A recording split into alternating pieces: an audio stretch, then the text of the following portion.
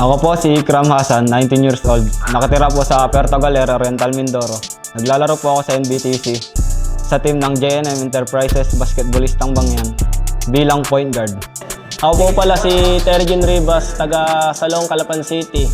Manlalaro ng NBTC, Team JNM Enterprises Basketballistang Mangyan bilang shooting guard.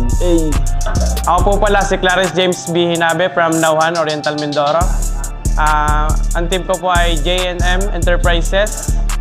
Sa lalaroan po namin in BTC bilang isang point guard at shooting guard po sa aming team. Ako nga pala si Idol Jan Torres from Baco. Maglalaro sa kupunan ng JNM Enterprises Basketballistang Mangyan.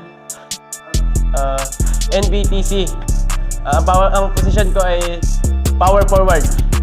Ako nga po pala si Kirsi Trikem Balos, 19, from Calapan, maglalaro sa NBTC sa team ng JNM Enterprises Basketballistang Mangyan. Ang posisyon ko po ay point guard, shooting guard.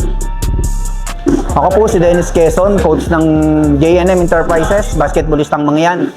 Nakakatawan sa nalalapit na National Basketball Training Camp na gaganapin sa Pola, Oriental Mindoro.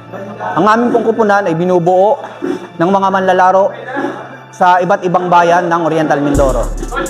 Ang aming pong kupunan ay baguhan pa lamang pero handang lumaban.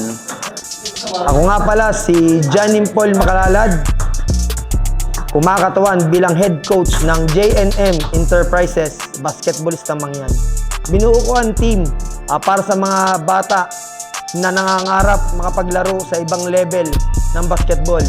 Tinulungan ko sila para magampanan ang kanilang mga pangarap.